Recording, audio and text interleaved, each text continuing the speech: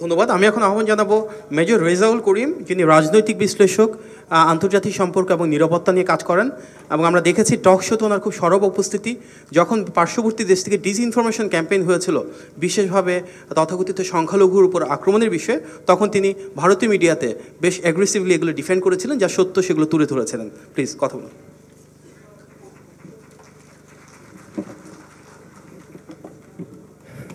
সবাইকে আসসালামু আলাইকুম, বিসমিল্লাহির রহমানির রহিম। আমি আসলে যে বিষয়টি নিয়ে কথা বলবো, এখানে হয়তো অনেকগুলো বিষয়ে রেফারেন্স স্বরূপ চলে আসতে পারে, এই জন্য আমি আপনাদের কাছে ক্ষমা চেয়ে নেব। তারুণ্যের রাজনৈতিক ভাবনা ও অর্থনৈতিক মুক্তি, এখানে আপনাদের মনে একটি প্রশ্ন আসতে পারে যে আমাদের বিএনপির অ্যাক্টিং চেয়ারম্যান কী কারণে তারুণ্যের প্রতি এতটা গুরুত্ব দিচ্ছেন। অনেকগুলো কারণ আছে, তার মধ্যে আমি কয়েকটি আমার অনুমান থেকে আমি বলবো।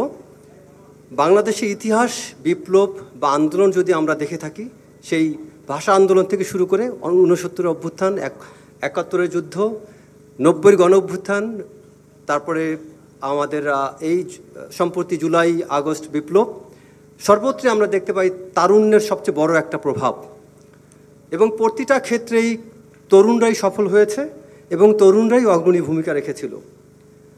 আরেকটি বিষয় হচ্ছে, তরুণদের মাধ্যমে যে অর্জন সম্ভব তা অন্য কারোর মাধ্যমে সম্ভব নয়। আর তরুণরা যদি বিপদগামী হয়, তাহলে পুরো জাতি বিপদগামী হওয়ার সম্ভাবনা থাকে। এছাড়াও আমরা প্রিয় নবী হযরত মুহাম্মদ সাল্লাল্লাহু আলাইহি ওয়াসাল্লাম তিনিও কিন্তু যুবক বা তরুণদের প্রতি গুরুত্ব দিয়েছেন, যেটা হাদিসে আছে যে সবচেয়ে বেশি যে ইয়াং বা তরুণ তাদের দোয়া কবুল হয়। তার কারণ হচ্ছে কি, তাদের বিপদগামী হওয়ার সম্ভাবনা খুব বেশি থাকে। এছাড়াও আমাদের রাজনৈতিক গতানুগতিক ধারায় তরুণদেরকে আমরা সর্বত্র যদি গুরুত্ব দেই, সেক্ষেত্রে আমরা যেমন একটা কথা আছে যে সব ক্ষেত্রে আপনার সাহসিকতাকে আমরা প্রশংসা করে থাকি, কিন্তু সাহসিকতাই যথেষ্ট না, সাহসিকতার পাশাপাশি নীতি নৈতিকতা থাকা অত্যন্ত জরুরি, যেটা আমরা বর্তমানে এই জুলাই অভ্যুত্থানের পরে যার সবচেয়ে বড় বিচ্যুতি আমরা দেখতে পাচ্ছি।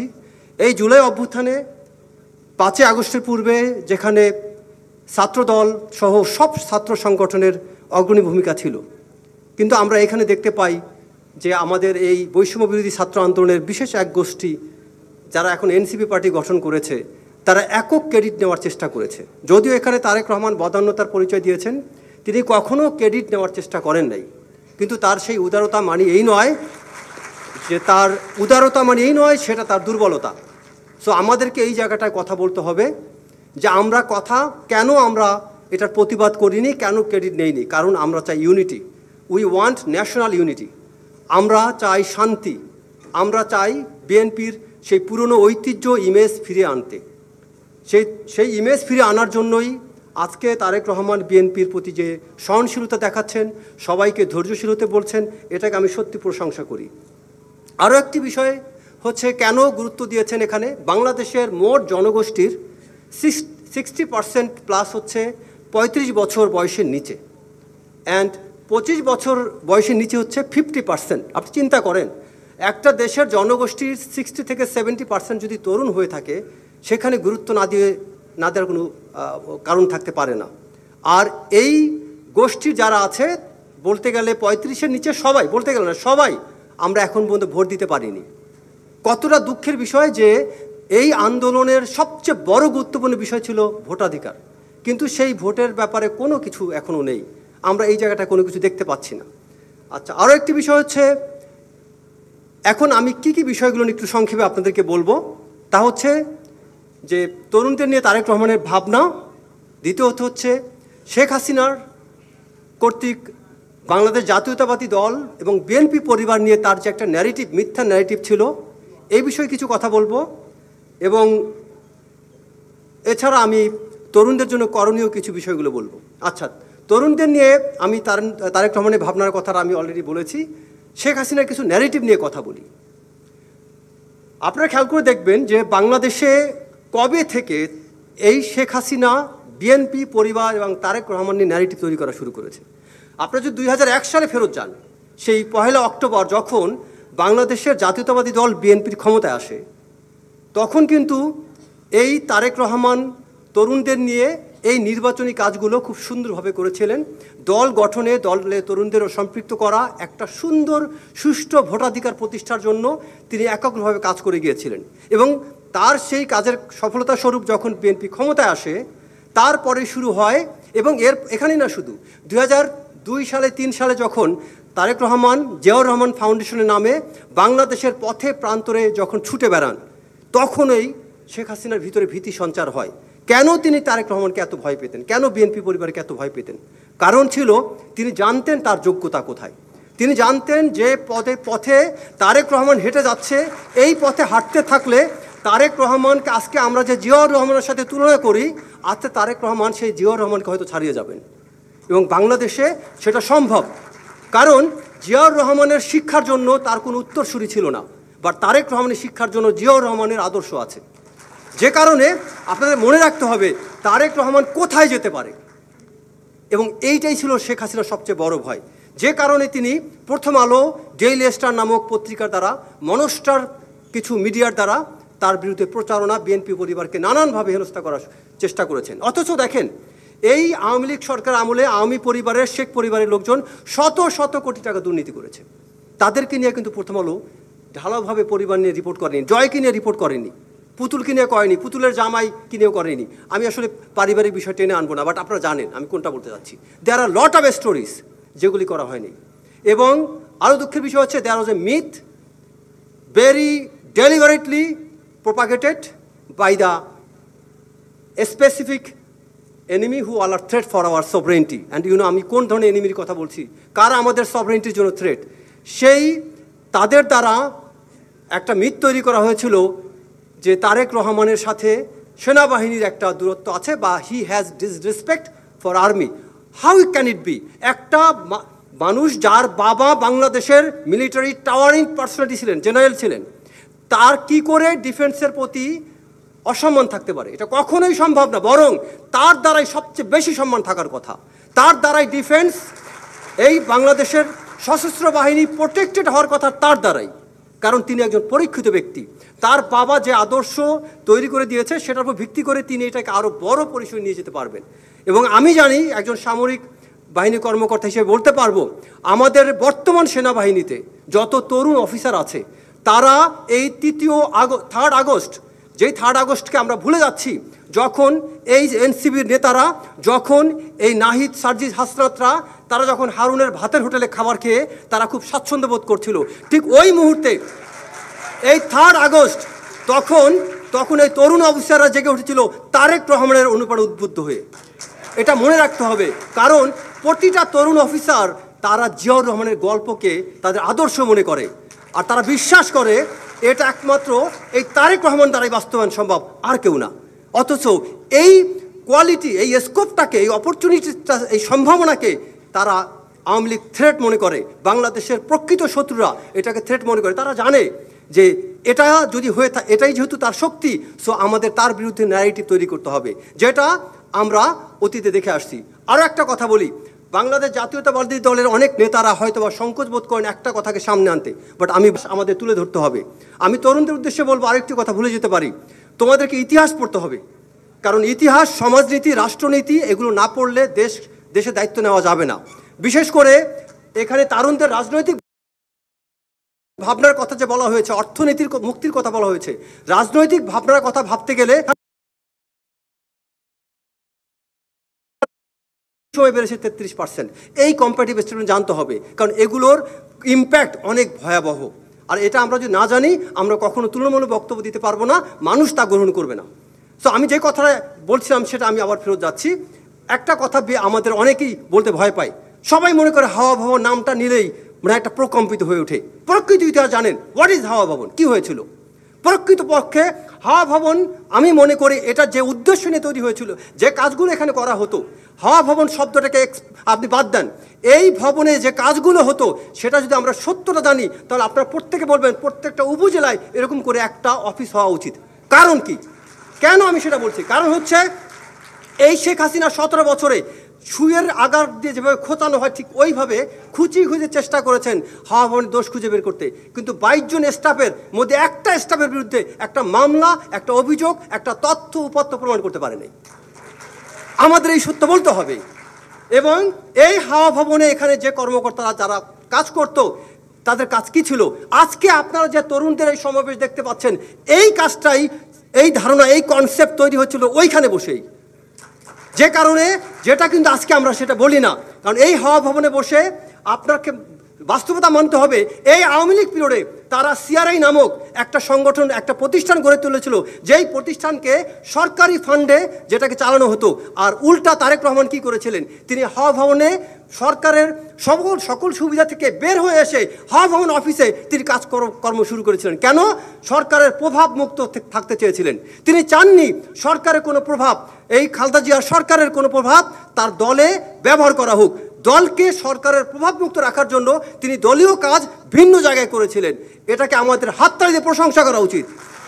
কিন্তু আমরা এই সত্যটাকে বলি না, আমরা এই সত্যটাকে ঢেকে আমরা একটা মিথ্যা ন্যারেটিভ তৈরি করছি, যেই ন্যারেটিভটা দ্বারা তারেক রহমানের চরিত্র হনন করা হয়েছে।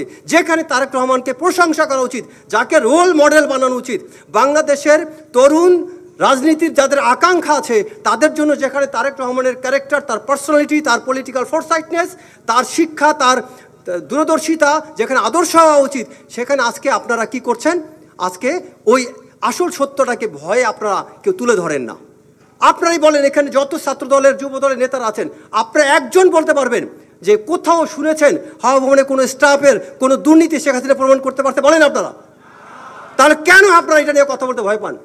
আজকে আমার বক্তব্য হয়তো আমি হয়তো আজকে হয়তো সোশ্যাল মিডিয়াতে, ফেসবুকে আমার বিরুদ্ধে অনেক কিছু হয়ে যাবে।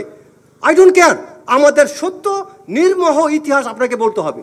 ইতিহাস বলার ক্ষেত্রে আপনি কখনো কার্পণ্য করা উচিত না, ভয় পেলে হবে না।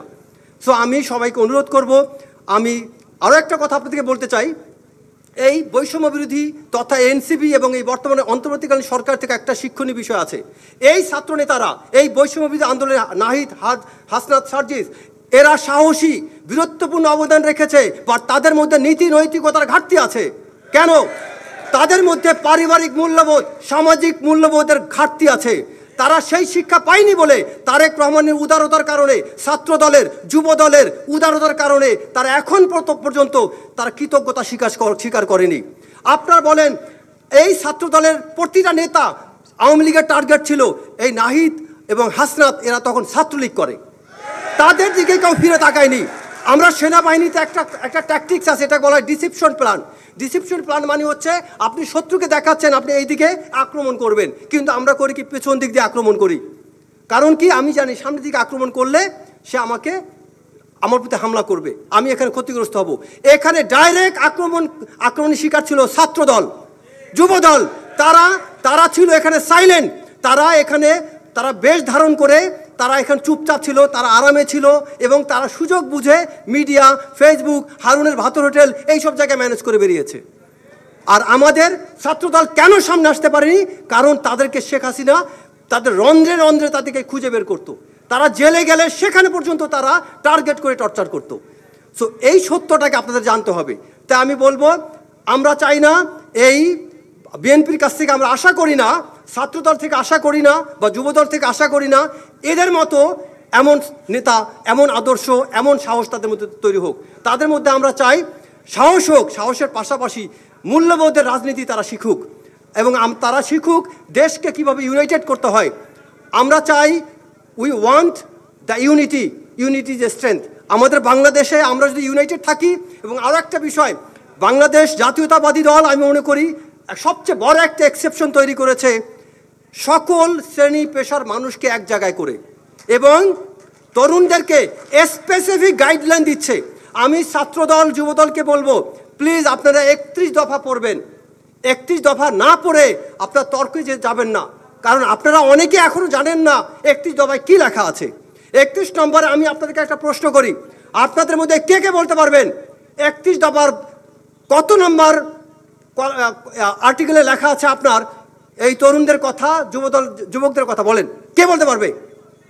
নো, 22 নম্বরে লেখা আছে তরুণদের সম্পর্কে।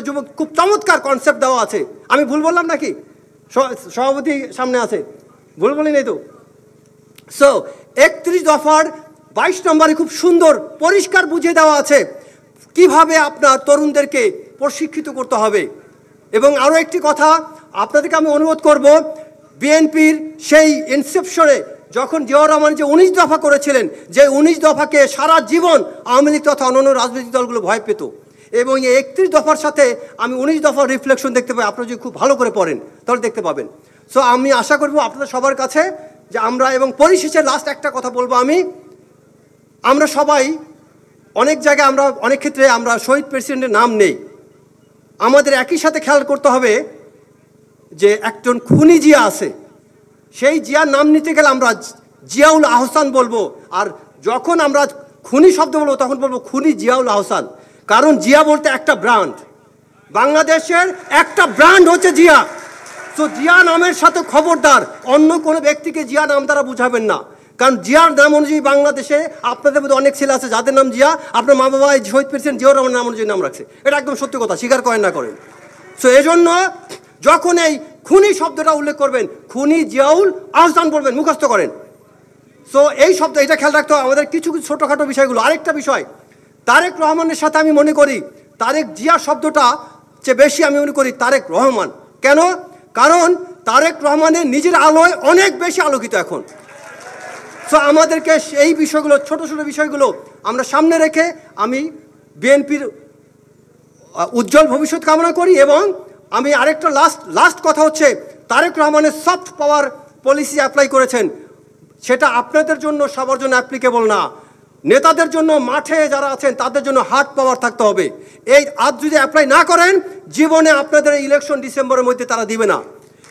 ইলেকশন ডিসেম্বরে যদি না হয়, ইলেকশন যদি ডিসেম্বরের পরে হয়, তাহলে মনে রাখবেন জুন থেকে ইলেকশন, পরবর্তী ডিসেম্বর, তারপরের জুন, তারপরের জুন করতে করতে 2030 সাল চলে যাবে, কিন্তু ডক্টর মোহাম্মদ ইউনূসের সরকার পতন হবে না।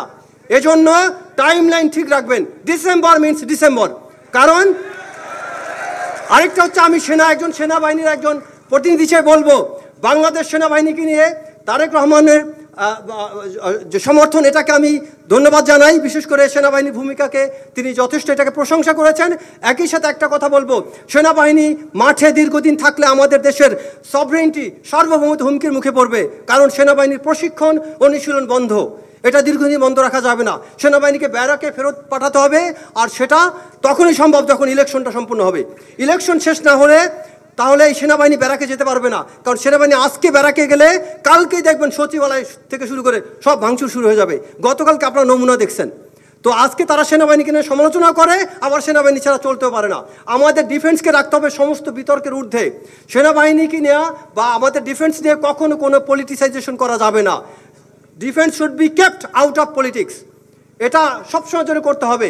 সো আমি আপনাদের সবাইকে ধন্যবাদ জানাই। আমি ওর বক্তব্য শেষ করছি। Thank you. আসসালামু আলাইকুম।